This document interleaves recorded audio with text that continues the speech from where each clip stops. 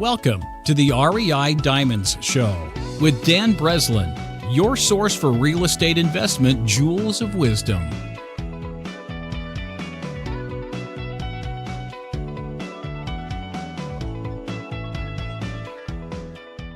Welcome to the REI Diamond Show. I'm your host, Dan Breslin, and this is episode 149.5 with Tucker Merrihew on how to level up to $100,000 in profit per deal and up building and flipping houses. If you've been listening through these episodes sequentially in order in the podcast player like iTunes or Stitcher, you'll notice that this is not the cryptocurrency episode that I foreshadowed and promised at the end of the last episode. I've actually moved up the release of this episode slightly out of order due to the content we describe and talk about here, the COVID-19 pandemic and how Tucker and I are dealing with this possible risk as it develops in real time in our real estate businesses. But don't worry, it's not all doom and gloom. We get to the good part of the episode about 20 minutes in, where Tucker describes his evolution from flipping houses to building and selling $1 million, $2 million, $5 million potentially houses and up. And we go into trend following, site selection, and how to spot these growth pockets in advance of the rising prices, which you already know that is one of my favorite topics in real estate. Getting to a market right before the price action begins, ideally going up. Let's jump right in. All right. Welcome to the REI Diamond Show, Tucker. How you doing today?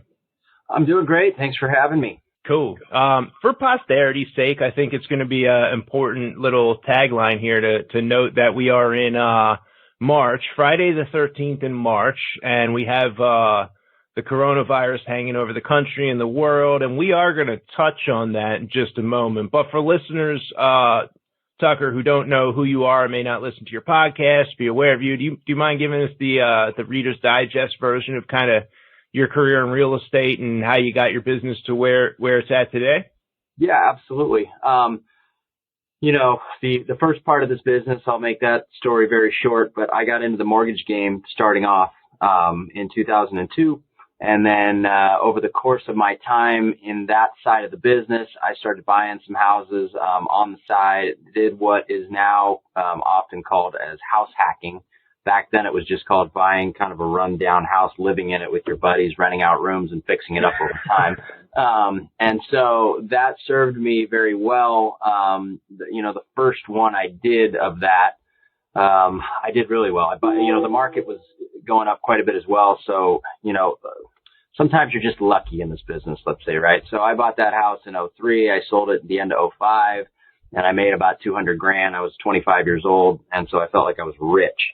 And so with that, I started buying a bunch of other houses, some of which I still own today. But I also flipped a few along the way. Long story short, 2008 rolled around into 2007. It was kind of the implosion of the mortgage world. At that point, I didn't really love the mortgage game, but it paid well. So it was hard for me to walk away from it. But at that point, it was a lot easier to kind of step away. And so I did, and I started, probably November, December 2008. I filed the official paperwork for TTM Development Company, which is my company that I run here now in Portland, Oregon. And we basically went full-time into buying basically REOs at that point. That was kind of the lowest hanging fruit, REOs and, courthouse sales. And we bought these houses, we renovated them, we put them back to market, and we sold them to generally first-time home buyers. And then in 2009, they had that big tax credit that came out.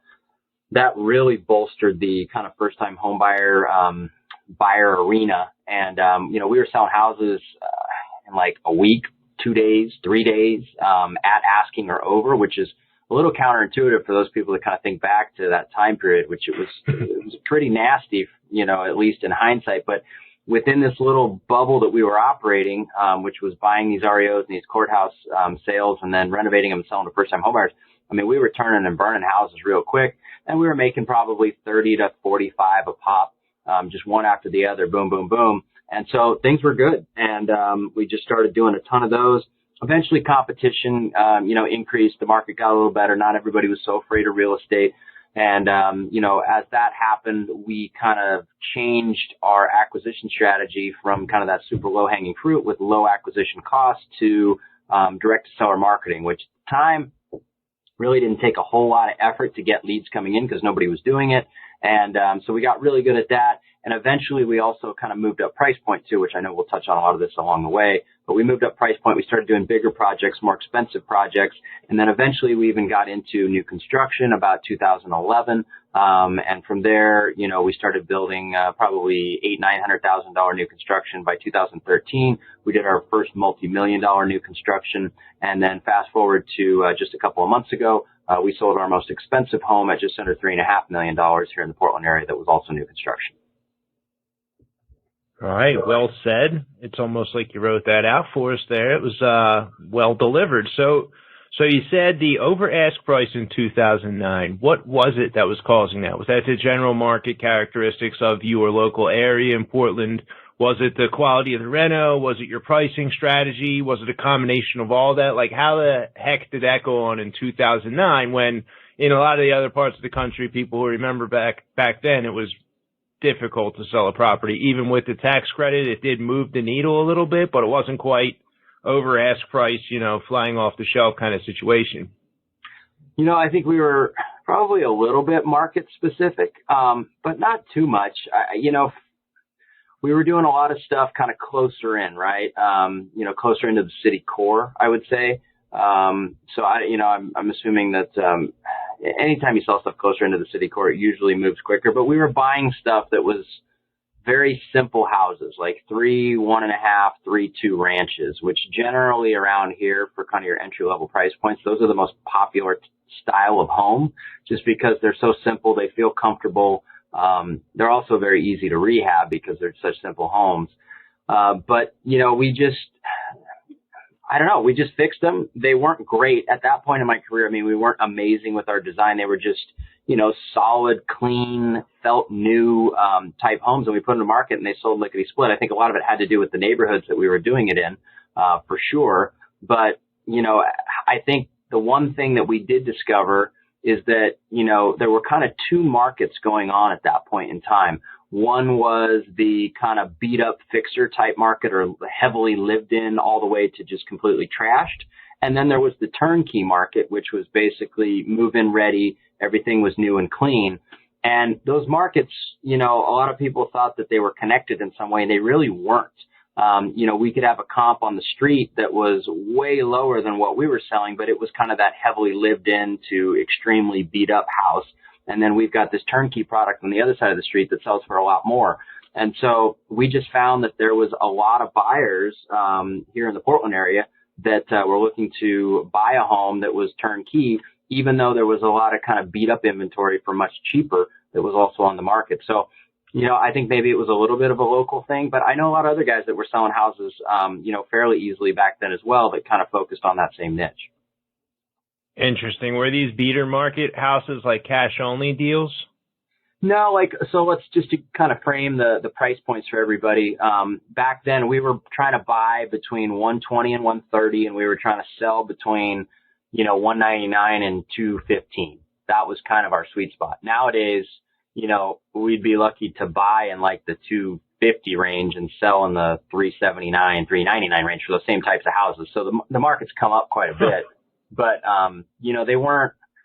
it wasn't like a super beater area. I mean, it wasn't great. It was North Portland is where we started. And then we did a lot of stuff in Southeast Portland. We did some stuff in Milwaukee and Gladstone. We were kind of all over the place, but we just really tried to find those ranch style homes initially because we could just get in, get out really quick. And back then you could rehab a whole house for 30 grand.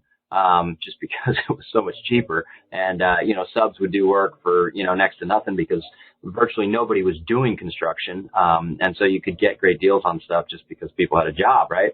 I don't think we did anything amazing. It just, this market properties moved and they moved even faster once that tax credit went into place. And, I'm trying to think back to like the longest that we sat on a house back then. And it really wasn't that long, maybe a month tops, of market time. I mean, I think we went, multiple years without having a house be on the market for more than 30 days.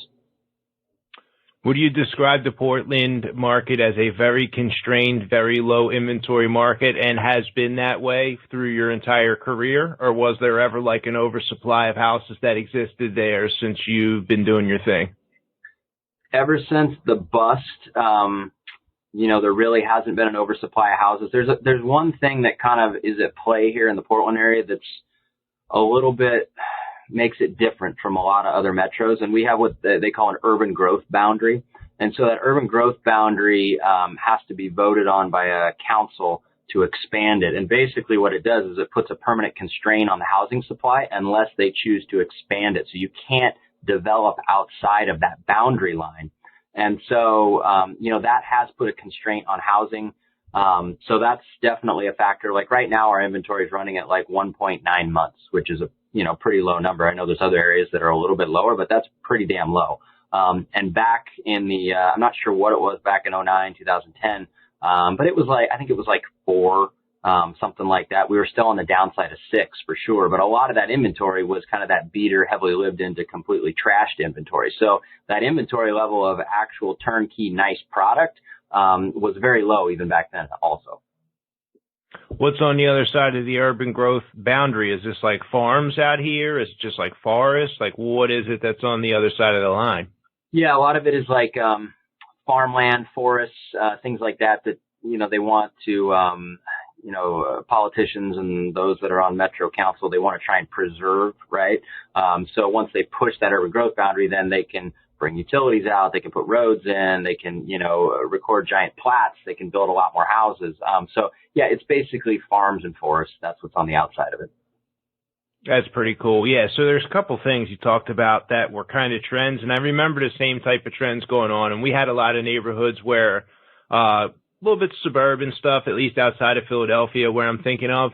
We have good school districts, people want to live there. And right after that 2009, 2010 era, we had that dichotomy, the two pieces of the market that were kind of that like beat up house, lived in, tired house. And then you had kind of the retail house market, and the retail house was turnkey. People wanted to move right in, pay with a mortgage and live there. And the stuff that was kind of beat up, that stuff was mostly, almost exclusively cash sale. The inventory kind of ballooned for us. I remember that. And like no one wanted to buy them at all. They're like, hey, if I'm going to pay retail for a house, like I'm not doing a project. And I would say that I've noticed that trend kind of continue as millennials are picking up and buying houses lately. There's a lot of neighborhoods where I invest, and I'm in Atlanta, Chicago, and I'm in Philadelphia still, where people just want a turnkey product. And there's neighborhoods where you got that cash sale stuff and like it's hammered and they're not going to buy it. But the trend we did notice is when you get into those suburban areas where there was not a lot of supply, that supply has gone down more. And now we're seeing some of the retail buyers, a few of them are willing to get in there and kind of put their stamp on it. But it's definitely a lot less than I remember it being in, say, like 2005, 2006, 2007. You could sell a handyman special, throw it on the market. Someone would use a mortgage or borrow the money, get cash, whatever, and just kind of snap that thing up. It was a bit of a feeding frenzy back before that. And I guess the trend with interest rates, and this will bring us to the current moment in time here. But I remember, the real estate market. I got in 2006. So I only had historical context. You have it from 2002, and then prior to that, we heard stories from the older guys maybe who've been around. But the stories and then my study of history is like, I remember what it was like after 9/11 when the travel industry and the hospitality industry had all kind of shut down and no one knew what was going to happen. And here we are in 2020, and we're in a different kind of similar experience. But the dramatic rate drops by the government happened in both instances, and I don't remember what the exact number of months or years was before the 2003, 4, 5, 6 real estate bubble got into full swing, but I remember it was nuts, and it started to turn into a frenzy, and that's kind of the trend that led to that oversupply, at least in a lot of markets. It sounds like it didn't happen in Portland. But we're kind of like at the seed stage, maybe, as long as we all survive this pandemic that we're currently in. And there's a lot of uncertainty around, how this is all going to play out. But like, you know, one thing I know for sure is that I hopped off the phone with one of my mortgage guys today, and he's like, I'm not taking any refi applications. I'm doing all purchase mortgages. I'm trying to help get all these people in houses, and I don't have time for refinances right now. Like, it's going nuts as a result of these rate drops. So, you know, what's your take? Let's like put a stamp in time here for history where people listen to this after it, you know, after the this whole thing has played out, and it will look different, but they'll be like, man, that was their perspective now. I mean, what's going through your mind right now, Tucker? You know, it's interesting, yes, because I've been talking to everybody about this the last couple of days, specifically yesterday, right? Because time stamping this episode, you know, what is it, Wednesday evening. You know, I went to bowling league, and on my way there, I get all these alerts that, you know, the NBA is canceling their season, and the NCAA was going to do no fans at March Madness, and then they decide they're not going to do the tournament games, and then they decide they're not going to do the March Madness game. So it really was like a kind of an inflection point of like, it went from like everybody knows that the virus is here to just craziness. But then in the midst of that, we had kind of my own little litmus test where we had a house that we probably listed at the worst time in, you know, recent history, which was basically Wednesday night.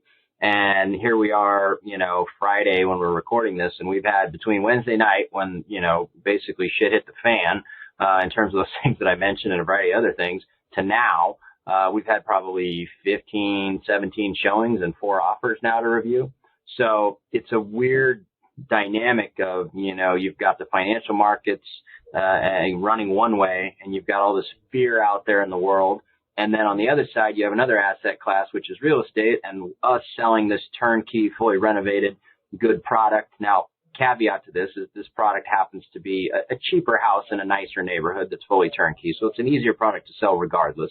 But, you know, it's flying off the shelf, and we got offer after offer to look at. And it's not like we dramatically underpriced it. We priced it at market value.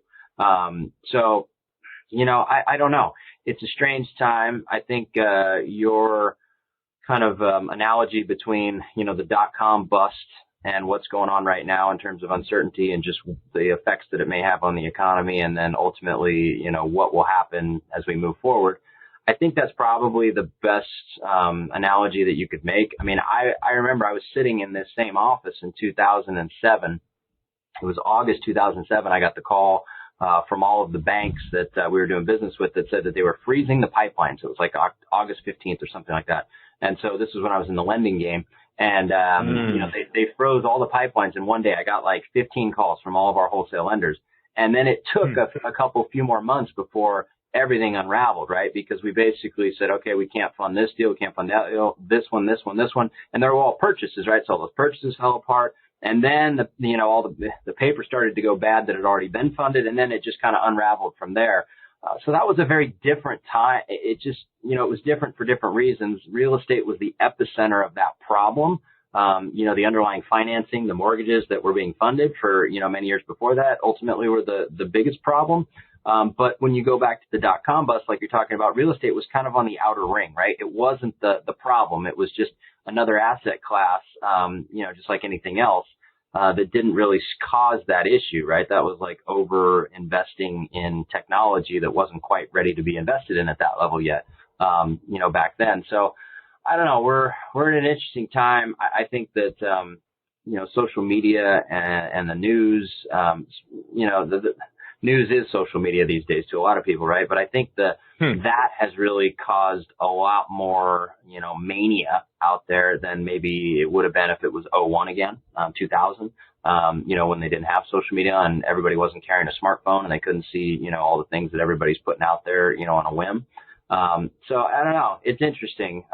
You know, I think personally real estate will stand. You know, there might be a little softening in some of the higher end stuff. At least for the immediate future, just because so many people have, you know, had a 20-30% haircut as of right now in their, you know, holdings, if they were in stocks or mutual funds or whatever. And so that's going to have an impact. And, you know, if they think that they're going to go buy a house and they're going to use that, you know, money and convert it to cash and then use it as down payment, that might, you know, affect the number of buyers in the market or how much they're willing to pay or just their buyer psyche. But the more affordable price points, you know, that litmus test that I mentioned at the beginning of this ramble, that's about as good a data as I have right now to go from. And it went bananas as soon as we put it on the market.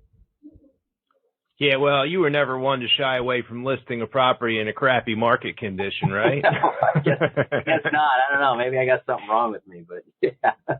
Yeah, I mean, it's ironic because, it's like I was speaking at a real estate event a week ago, and I started making some mentions about what was going on and Corona, and everyone kind of had a blank look on their face. And I realized, this is only because I got a little money in the stock market.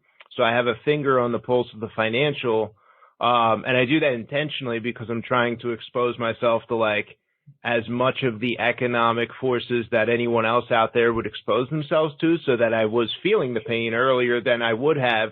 Like back in 2007, 2008, I wasn't in the mortgage lending thing. I was flipping a couple houses. I was clueless, Tucker. I had no clue the impact of what was happening around me. And while there's confusion and some uncertainty around what we have today, I do feel like I'm a little more aware of sort of what's causing it, sort of some of the benefits that could potentially come down the pike for the real estate market of the lower interest rates. And people maybe, right now it's like, I think the question with one of my advertising executives that I just hopped off the phone with was like, well, are we going to get like kind of a lockdown situation like after this, the national emergency was declared like a few minutes ago? I haven't had time to read the headline, but I know I heard that the president announced this.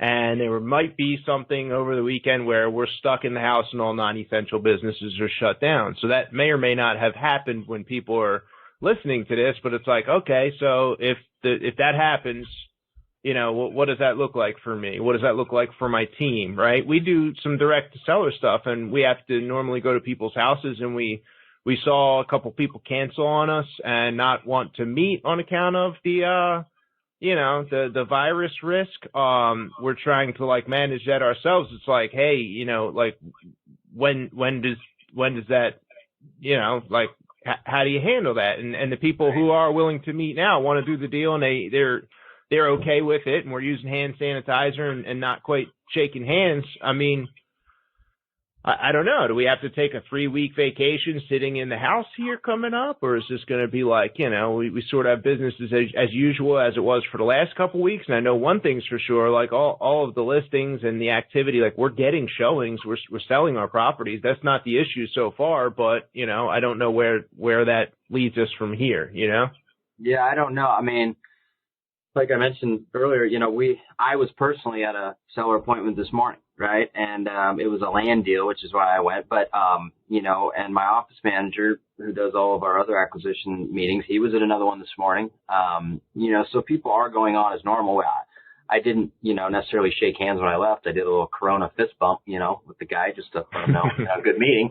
And then I went and, washed my hands afterwards. But yeah, I mean, if we get locked down, like, that's what I was discussing with my office manager earlier this week. I was like, I'm kind of flying blind here a little bit. I mean, I don't know what the new normal is going to be for this interim. And if it is that, we're on lockdown for non-essential stuff, then, we'll still be taking calls and trying to build relationships and talk to people. And, people still have needs and, life happens and they want to try and plan. And so, we'll probably just, take those calls. We'll, try and build those relationships, figure out which ones are, worth going to see as soon as humanly possible, and, try and rank the order of importance for the lead flow and, just try and address as quickly as we can. But, yeah, I don't know. It's an interesting time.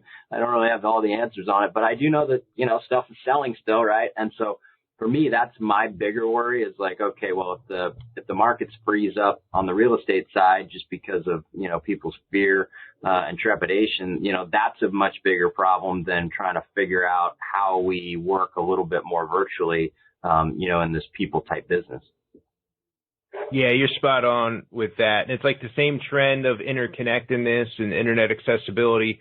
We have 65, 75, 85-year-old, my grandma's probably like 89 or something, and she's on Facebook, right? And it's like, who owns stocks by age range? Is it the average 20 to 35-year-old millennial home buyer who's like scratching, saving for their down payment, probably keeping it in cash, not necessarily, not across the board, but the average millennial is probably holding their down payment money savings in cash versus the 70-year-old who's holding, $3 million in stocks and bonds and any other security that has now taken a 20%, 30% haircut as we speak. And it's like, it's ironic that the same trend of interconnectedness, the speed of the Facebook news cycle that we now have, LinkedIn, insert whatever here. It's the 24-hour news cycle that we're on that rapidly has changed our psyche here compared to some of these previous epidemics that we've dealt with through history.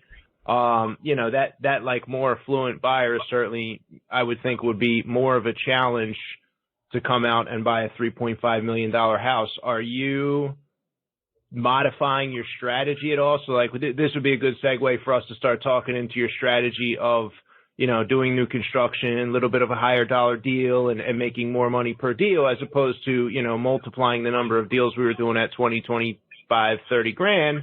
Are you planning on modifying that to adjust for the risk that might be coming down the pike, or is it going to be business as usual for you? And maybe like tie that into, then we can like switch to the thought process behind those deals in the first place. Yeah. It's something I've thought about, quite a bit over the last couple of weeks. I don't think it's going to change, at the end of the day. But I'll kind of explain why. For us, we're fortunate, and it's all relative a little bit, but we're fortunate that we have some higher price point areas where even what may seem like a higher price point house when I say it on this show, like where we've got one listed for $1.295 million right now, right? Which seems like a big number to a lot of people out there, depending on the market you're in. In this particular part of town, that's entry level new construction, right? So, entry level is relative to where it is. And so it's an easier sell than trying to sell a $600,000 house in a different part of town. And so for me, really what we're going to do to kind of hedge our risk, because we're not going to stop doing the stuff that has much bigger margin because, my business is built off of kind of, three buckets of revenue, on the sticks and brick side. One is your wholesale revenue. Two is going to be, your renovation revenue. And three is going to be your building or developing revenue. And they go from, fastest to slowest in terms of actually turning a profit. And so we'll keep doing our wholesale stuff. We've just wholesaled one today. We'll keep doing our renovation stuff, that generally has a little bit smaller margin attached to it, but it's faster. But we'll also keep doing our building. But when we do it, I'm just going to make sure that we're in the right area, right? So that, it makes sense. We're not pushing a price point in an area that maybe, isn't fully mature yet. And then B, if we're going to do some crazy stuff, which we're on the knuckle of doing something really crazy, and people would say, especially with what's going on right now in the market, I'm probably losing my mind. But, we're going to do a house that's a $3+ million buy-in, $6.5 million sellout. But I also want to see how things play out a little bit over the next 2 to 3 weeks. So I'm not just, going like a, kamikaze pilot here into the mountain. But, the reason why we would do that deal is because it is literally the best piece of waterfront real estate, that you can buy, here in our area around a lake, that generally has the most expensive real estate in our whole area. So it's the property itself, you can't get any better. And so then we're just basically improving a structure on a property that's already at the top of the food chain, right? So I guess to answer your question, we're going to continue forward doing our higher end stuff. I'm just going to be very selective about the lots and the locations that we do it. And that's how I'm going to hedge my risk versus going down price point and doing more projects, and hedging the risk with simply a price point adjustment. Yeah, well thought out. I remember earlier in the session here, you said, sometimes I just get lucky. And I think that was in regard to the $200K profit on that first house hack or whichever one it was. And I think that a lot of times people will look at somebody who's done a whole bunch of deals, or maybe the person's talking about making 100, 200, 300 grand on a deal. Oh man, he's so lucky. But the thing about luck, Dick Portillo, restaurant owner, he said, whenever someone says, man, you're lucky, that I want to punch him in the face because there's like sacrifice and there's risk and there was loss and there was failures and there was, missed things with the family along the way and there was hustle and there was, a lot of trials and tribulations to put yourself in a position to be lucky in those instances. sometimes costs us, sometimes takes a leap of faith, like in these times of uncertainty, to go ahead, pull the trigger, run the next ad campaign, go to the next settlement, engage the next. And it's like you come out on the other side, and if it goes our way, it looks like, man, you're so lucky. But like sometimes you're having to, pull the trigger in the light of day or in the darkness of night here, and hope that the shot hits the target. And about luck, right? So like I think that a lot of times, at least for me, I would hear these people say stuff like that. Oh my gosh, I made $85,000 on a deal, and this is at a time before I ever made $85,000 on a deal. And man, this guy's lucky. I can't believe I just want to do that deal. And then it was, I made 120 grand. Oh my gosh, I can't wait 200, whatever the numbers were. And I would think it was luck. And there's probably lucky people, Tucker, in a sense, like someone puts a bandit sign up, somehow stumbles upon some deal, and somehow makes 100 grand. And it's like basically the lottery ticket effect type of luck, right? And I think like a lot of wholesalers, flippers, whatever, they stumble into that in their early one, and now they're all spoiled thinking they're all like that and like unreasonably expecting to make, and the next thing you know, they have to go back to the job being an architect because it's not quite like that. And for me, the luck comes throughout a large volume of deals, and because I am blessed to have a really powerful team of people around me at Diamond Equity, we did 223 deals last year. That was a lot of deals. We have like 75 in our inventory right now. Like, yeah, we're going to get lucky on a few here and there, but we're really playing the percentages. Now, when you talk about what you're doing, you're stepping up to another level, and I'm curious, I want to know, like, for me, it's volume of deals, right, is creating what people would think is luck. You're doing this, $3 million by whatever you're putting in there and waterfront property, but there was this, like, philosophical investment development in your mind that must have taken place for you to pull the trigger on the first scary, larger dollar, larger risk deal that other people would say is luck, but you have a system and an analyzation process for making those selections on the lot and building. Can you speak to the background in that?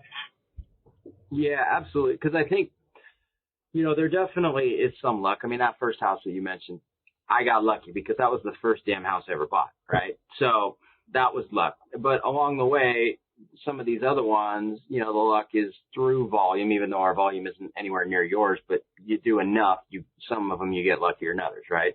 But in terms of the process and just, what I go through in my mind, it's taken a long time. I've had to look at a lot of property. We've had to do a lot of projects for me to be able to properly underwrite, these higher end projects. The high end is strange. It's a different type of beast in the sense that, in the median and below price points, you basically can bracket a house's value by, average dollars per square foot of comparables in the neighborhood, and comparables are pretty much any house that's similar style with similar square footage, right? When you get into the high end and in the uber high end, square footage is fairly irrelevant to comparables. It's somewhat relevant, but, you can have the same house that's 5,500 square feet and they can sell for multiple $1 million apart, right? And so there's all these other pieces of the equation that make one house sell for, let's say, $6 million and one house sell for $4 million, just for argument's sake. Could be $3 million and $1.5 million or whatever. But, those other pieces, those are the things that you can only recognize with time in the chair, right? Time in the seat, doing this business, looking at houses, and then also kind of growing your mental capacity when it comes to understanding desirability on many different fronts. The first one would be, the location of the property itself, right? How is it situated? Where is it located? Who are the neighbors? What are the streets? What are the amenities? Just all those things that, a lot of people, they start to understand that stuff, but, maybe they don't fully. They're not a complete student of the game in terms of really recognizing, let's say, some people may not be able to determine that a flag lot is generally worth less than a street front lot, right? Or know why, or care to know why. But generally that's the case because, you're not seeing the house from the curb. It doesn't feel as grand. Some people don't want to drive by another house before they get to the one behind it. So there's kind of a little bit of a factor in value that, a lot of people in real estate just wouldn't recognize right out of the gate. It's a simple one for me, but, it's something that maybe not everybody recognizes. As you move forward, though, and the other things you have to look at is, the house itself, right? The structure itself. If you're building new or you're renovating, a big thing is floor plan. Floor plan is huge. How it lives, how it feels in the high end. I mean, that's how it lives and how it feels is pretty much everything beyond the lot. But how it feels, how it lives is floor plan. How it feels is design. So you have to have, amazing design if you want to hit that high end versus that low end, which is a big swing in price for that same house with that same square footage. So there's a lot of factors, but, the first is location, the actual dirt itself, how do I value that? How do I rank that, on a scale of 1 to 10? And then there's the structure itself, the floor plan and the design. Both of those are very important to the end value. So I kind of go through those three things, and that's how I kind of get my mind to the point where I can say, yes, I'm willing to take the risk and do this project, because I've kind of mitigated the risk through those three factors, going through that in my mind. And, I've kind of weighed the pros and cons and where I'm at risk and where I'm exposed and where I'm not on any of those three things. And ultimately I kind of blend those together, and that's where I come up with the decision. Yeah, it's interesting as you mention it. I remember before I had any money, and I went a lot of years in real estate, like not having the greatest habits and not doing the right things. And it took me a while before I finally found my legs. I was probably in the business for like 8 years before I started to really understand. And then by, the 10th year, I cleaned my act up and had good business systems in place. And all of a sudden it was a sustainable model for me. But for 5, 6, 7, 8 years, I kind of struggled around trying to find, am I wholesaler? Am I flipper? Am I doing a landlord thing? Am I, can I get lucky on a deal? And I feel like it was like lottery ticket deals where I got lucky enough to like pay the bills, but never really was able to build a sustainable business until I had that level of experience you talk about being in the chair. But when I moved to Chicago, I moved into a condo on the lake, like lakefront, where you can hear the waves kind of splashing up against the garage, like right on the lake. And the Chicago lake is like living on the ocean. There's like 10-foot waves out there sometimes. There's like ocean liner sized traffic on this lake, and you can't see the other side of it. But then when it came time for me, I was renting that one. When it came time to buy one, it was like, man, I need to live on the lake. It's not an option for me to look out the window and have just a backyard there. This is like a big problem for me now. And I ended up finding, a condo that fit right a block down from that original condo. And I live there, and I'm doing the podcast here with the waves outside the window. But the desirability of the lot, the location now, that like act of living and choosing to live on the lake was, as soon as I saw the view in that original apartment, it was like, oh, I'm going to rent this thing. There's nothing anyone can say to stop me. And when I saw the view from the condo I live in now, it was pretty much the same thing.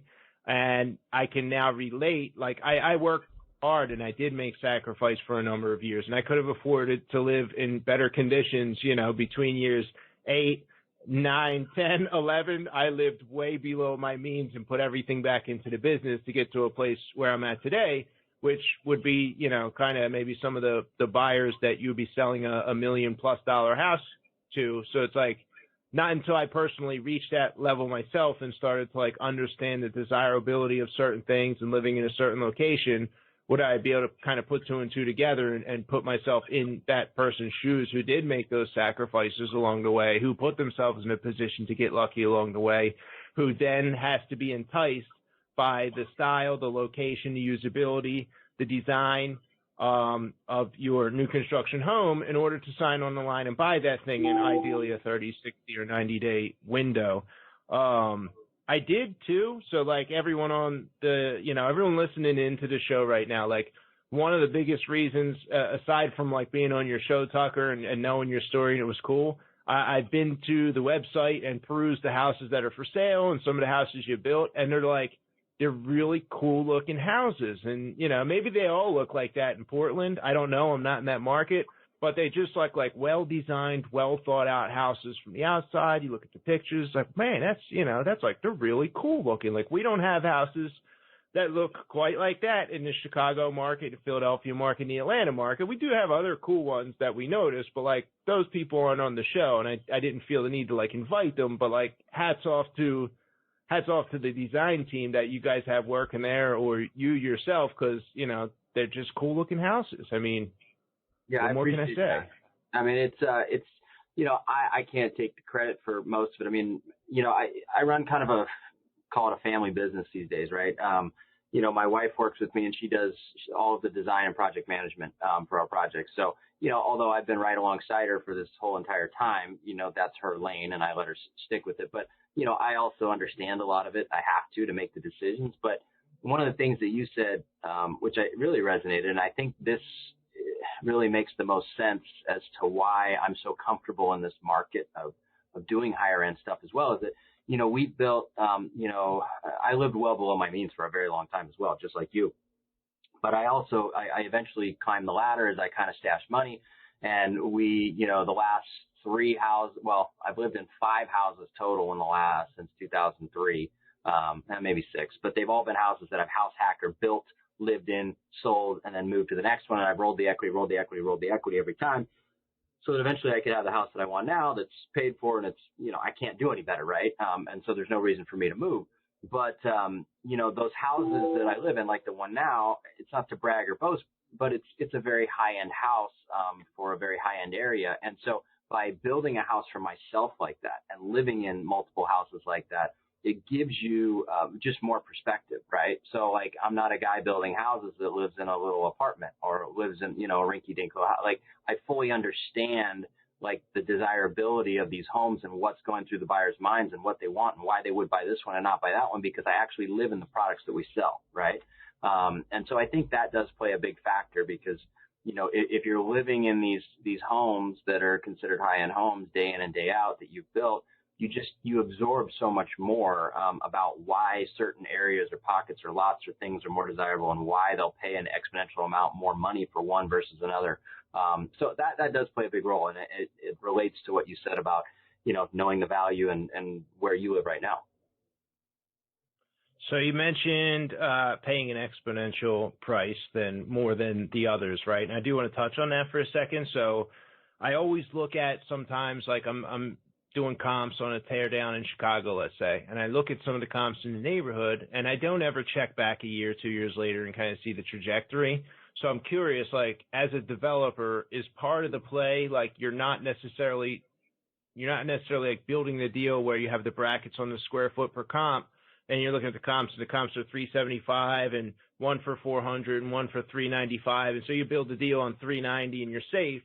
You know, is there a similar process for that when you're doing the new construction, or do you notice like, oh, these houses were built in, you know, 2017, 18, and now we're going to build this on one, but there's a great chance it's going to go for like much more than that, and we're going to like price much higher? Is there like some detaching from the value of the comps as you're like planning and executing a development?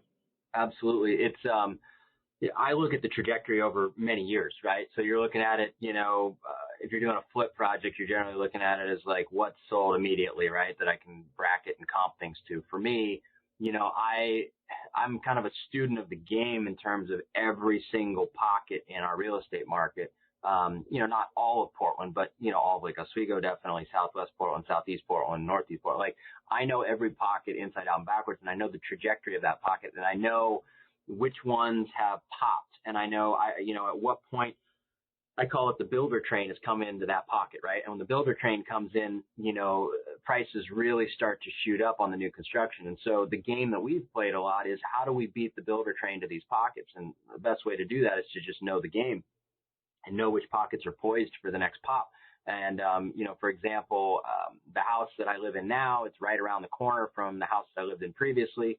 And, you know, we were the biggest landowner in that little pocket for a number of years, because I went in and bought up a whole bunch of land in that area, and then we built it all out. And then as the other builders came in, I slow built a lot of it, because I let the other builders come in and I let them really mature that pocket. And that's how we made so much money on a lot of these houses, is because I just knew that it was inevitable that pocket was going to pop. And we still own, you know, the property that I live in. And then there's another piece of property that, you know, unfortunately we haven't been able to build for other reasons, but the areas continue to mature. we bought the lot for 475. We could probably sell the lot tomorrow for about $1 million profit. Now there's some costs and holding stuff in between, but I bought that lot because it had a lake view, but it was, more importantly, it was in a pocket that was about to pop. And we've done that over and over and over again. So I'm always looking for these new little areas that, as time goes on, as the market stays hot and the economic activity stays strong, the number of pockets like that, it gets smaller and smaller and smaller. There's not as much opportunity today as there was in 2015, especially in the area we operate, which is Lake Oswego. But yeah, it's just really if you're going to do building and developing, it's about being a student of the game if you're going to capitalize on that, right? And now there's guys that go out and they build based on, what you can sell for, and they build and they sell, and that's what they do. But, and we do some of that too, but, I really try and capitalize on, okay, where's the builder train going next? And how can I get there slightly ahead of them so that, for example, we have a property that, we just put to market for $1.3 million. We paid $275 for the lot. Now lots are going for $375, bam, bam, lickety split. But we got there just a little bit earlier, and that obviously widened our margin. We're also going to get a little bit of a premium for that house just because of we do such a great job with the house itself. But part of that widened margin is the fact that we got there first, right? So, you do enough of that, you get lucky, right? So to speak. Yeah, and I would say, so I did a presentation on gentrification. I'll include a link to that in the show notes. A couple years back, that's how I put a similar trend following strategy into play myself on lower price deals, and I've identified markets where even at the low end we're seeing markets take off. So there may not be a place like this in Portland with a very limited amount of inventory you guys have, but for investors in Chicago, Atlanta, and Philadelphia, there are these like secondary markets like West Philly, certain spots in South Side Chicago, West Side Atlanta, where properties used to sell for $20,000 in cash. Now they're $100,000 in cash, and they used to sell ARV for like $140, $150. Now they're $250, $300. Well, there's other places where before, when that type of trajectory was starting 3, 4, 5 years ago, that no one wanted to buy anything at all there. No one would pay 10, 20, 30 grand. You could sell stuff for like barely 100,000 on the ARV, and we're seeing that type of secondary, primarily ignored neighborhood, a little bit more challenging areas that people typically turn their nose at, reputation-wise for investors a lot of times, especially when they're just starting. But these are like gold right now for first-time home buyers because people can buy them for 45, 50 grand, 60, 70, put them in, 50, 60,000 in work, and they're selling them for 170, 175,000, 165. And we've noticed that same kind of trend taking place on that like lower priced, previously ignored pocket of the market that, is turning out to be profitable. So it's maybe a takeaway for someone who's not ready to, drop 450 grand in a piece of land and let it sit there. But maybe there's opportunity in every place in the country, like I just described there. For sure. I mean, just to give you the example, the one that I mentioned that we put on market at the worst time in modern history, right? I mean, it's a sub pocket of an area that we build a lot of houses in, but the sub pocket would be the price point, right? Where now you've got these higher end new construction homes all around the area. So that lower price point, existing construction, smaller home, they've got room to run now, right? Because the top end has now been pushed higher. So we bought one of these that's a smaller house that's on the lower end. And now we're pushing the price point of what people thought that could sell for because that has room to run based on what the new high end is. So you've got these little pockets within bigger pockets that you have to be able to identify. And we've done really well with that on our rehab bucket. Over the last year, finding these kind of sub pockets within these areas where the high end has run up quite a bit as well. Yeah, and a lot of this may be amplified as the rates have lowered, and a lot of this is going to be demographically amplified by millennials who are buying houses a little bit late, but have started buying houses and are reaching those like prime earning years here over the next decade. So I expect that we'll see these continuation of these different trends into the foreseeable 5-year, maybe even 10-year future, if I were to guess and had a crystal ball. But let me ask you, Tucker, do you have any books specifically on this like last piece of the topic where it was like identifying the trends, developing real estate? Are there any books that you happen to stumble upon as opposed to just like sitting in the chair that maybe the audience could like grab a few pieces of your, your knowledge bank and implement this strategy? As far as like on the development side, Not really in terms of what we just talked about, but what I can say that's what's helped me more than anything, and this is mainly just because I don't read a ton. I probably should. Although there is a book that I will strongly suggest that's not about development itself, but just about being able to navigate business in general. But one of the things that I do that for those people that maybe don't like to read as much is I play on Redfin a lot. And what you can do on Redfin is you can look at these different pockets, and then you can overlay the filters so you can see listed, pending, and solds, and you can do the solds all the way back to 3 years. And so you can see the trajectory, the changes. You can find where people are starting to do teardowns and new builds. You can find where people, have been flipping and whether or not those prices have accelerated. And so I spend a lot of time studying the, pockets of the market with that as my platform, just because I'm comfortable with it. And, it's basically MLS data that's aggregated in from all over the country. So I don't know. I think that's more valuable than any book when it comes to, redevelopment that's occurring and really learning how, it's happening specifically for your market. Is that something you've done like a video tutorial on for your podcast listeners by any chance? Yeah, I've got a link to a video tutorial that I can send to you. But I've done it. Actually, did it for a guy in Spokane because I had this exact same conversation with him. He's like, I'm having a hard time figuring out where the hell I want to be. And I was like, all right, let's do a screen share. Let's look at your, and I pulled it up and did it. So yeah, I'd be happy to send you a link to that. Nice. Appreciate that. I will find a way to make that available for the listeners too. So as we kind of wrap up here, our time's getting short. Let's go with the other book recommendations. Anything else that you think the listeners would gain value? Absolutely. Probably the most instrumental book that I've ever read is How to Win Friends and Influence People. I used to be rather shy as I was a kid and kind of, matured as I got older and whatnot. And, my personality improved and all those great things. But reading that book really kind of, it opened my eyes to human interaction and, especially in this business or just in business in general, life in general, really mastering the art of human interaction is, it's key to everything. So if you can do that, you can figure your way through just about any problem in life. So I like to ask this question of the guests, and in this case, I think, I'll go back to, let's say when you were in the mortgage business and things were still good, right? So you're still making money, things are working out for you. If you could go back and share the crown jewel of wisdom with yourself, your younger self at that point, what would that be? Crown jewel of wisdom would be focus is probably the key to getting farther faster. I've always had a tendency, just like most entrepreneurs, to kind of want to build a million different bridges, and try and attack a bunch of different opportunities to take over the world. But I've come to realize with a little bit older age, I just crossed the barrier to being 40 a month ago or so. So, not that old, but I feel much older than I was back then. I would say focus is the key. Really focus in on what it is that you want to do. If you're in real estate investing, just like you said, kind of your challenge at the beginning was, what am I doing, right? Am I a landlord? Am I a wholesaler? Am I a flipper? What am I doing? I think you really got to focus and really master whatever it is that you're focused on and then add to it. Don't do too many things at one time because it's going to take a lot longer to get to your destination if you do that. Well said. So do you have a URL, some places people can get some more information about you, Tucker? Yeah, absolutely. Couple ways. As you mentioned, if you guys want to check out some of our projects that we do so that you can see that, we're real and we have real projects, you can go to TTM Development Company. It's TTM, as in Tom, Mary. So ttmdevelopmentcompany.com. We put a lot of our, cooler projects on there so you can kind of see what we got going on.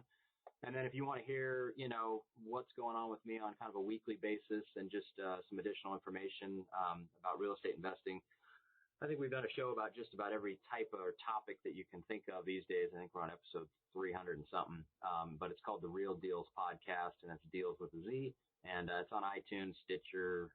You can find it on Facebook, Instagram, all that stuff. But feel free to check that out as well. Cool. Yeah, I had a recent episode on there myself. It was a good time, and the quality of the interview was fantastic, which is not always the case. There's a lot of podcasts out there, so that's definitely a compliment that it was a good one. Well, worth checking out. we both been doing this for a while, right? Time in the chair, so. Yeah, you're right about that. Cool. Tucker, I really appreciate you blocking out the distractions. I know you're super busy and giving us an hour and so generously of the information. I had a great time doing today's episode, and I appreciate it. Hey, I appreciate you having me, and thanks again for taking time out of your day to do my show. And thank you for tuning in to this episode of the REI Diamond Show. Up next will be the cryptocurrency conversation promised on the last episode between Gary Gilligan and I. You'll want to check that one out. And deal makers, I have cash for you if you've got a deal. I buy houses and apartment complex deals in Atlanta, Chicago, and Philadelphia, anywhere a 2-hour drive from downtown of either of those three cities. So if you have a deal, you can contact me directly using the form at reidiamonds.com or just replying to the email if that's how you found out about this episode. Accredited investors receive double-digit returns by passively investing in my real estate deals. For more info, go to fundrehabdeals.com. That's www.fundrehabdeals.com. That brings us to the end of this episode. Thank you once again for tuning in to the REI Diamond Show. Dan Breslin here, signing off. Thank you for listening to this episode of the REI Diamonds Show with Dan Breslin. To receive email notifications of new weekly episodes, sign up at www.reidiamonds.com.